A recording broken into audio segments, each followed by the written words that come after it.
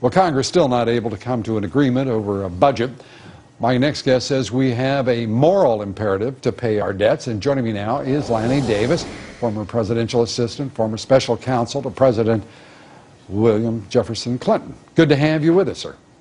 Hi, Lou. For a liberal Democrat like me, that sounds like conservative talk, whoever wrote that. Well, I'll tell you what. We're going to take an opportunity here for true bipartisanship. An arch liberal and an independent like me, and try to reason through this thing.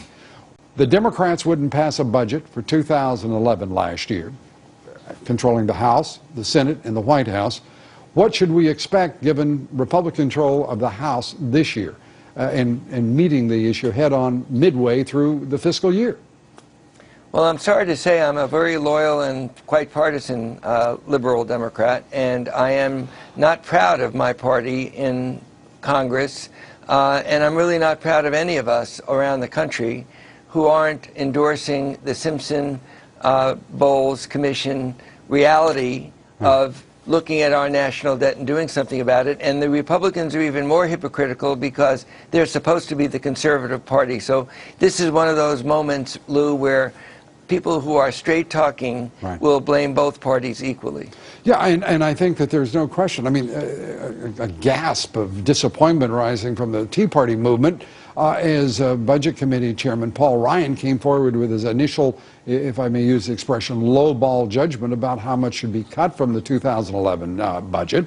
Another gasp coming from the Republican leadership when Tea Party movement star Senator Rand Paul came forward with a $500 billion proposal. Does compromise lie somewhere between those two, or is one extreme or the other the preferred approach in your judgment? Well, actually, I think both approaches are wrong, and that's why I refer to the very courageous report of Alan Simpson and Erskine Bowles, endorsed by 60% of a commission, including Senator Coburn and Senator Durbin, a conservative and a liberal. They don't just talk about spending cuts. That's easy for conservatives. And liberals like me don't like spending cuts that hurt people who are especially vulnerable in a very bad economy.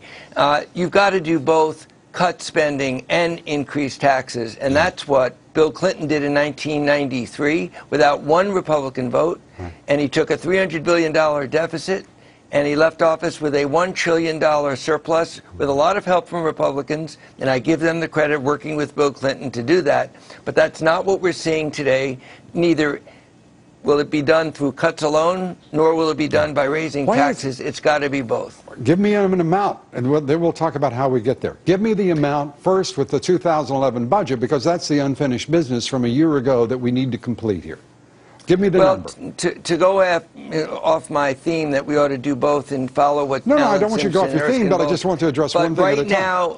Right now, the immediate need is a budget. And to get that budget through, I think the number is somewhere, as I see the lineup between Democrats and Republicans, at about $30 billion.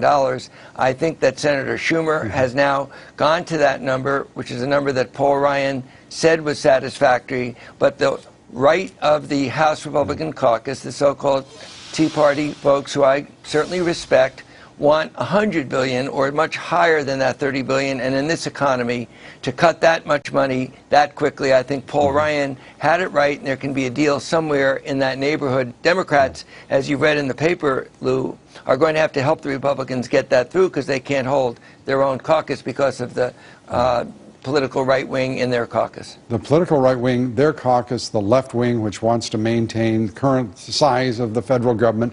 It's pretty clear to many people, at least, if not most, that the November 2nd, 2010 election was about the size of government, about the way in which we continue to sponsor a federal government that many view as simply out of control.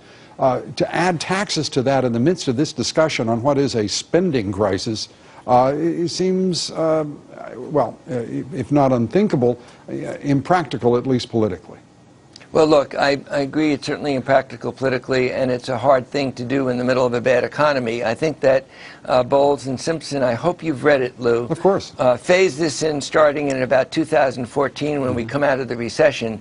But you are going to have to increase the revenue stream. You are going to have to add new kinds of taxes in order to close what is now a $13-14 trillion national debt. You're not going to get there by spending cuts alone, nor are you going to reform entitlements and Social Security just by raising taxes. We're going to have to do something about entitlements as well. No question. It's going to take real guts, and people are going to have to come together first on the principles involved, the size, the scale, and the scope of the federal government, and what its role shall be in our lives, both in terms of entitlements and and our daily activities. Lanny Davis, always good to talk with you. I hope you'll come back. We'll continue the conversation. Lanny Davis. Thank you.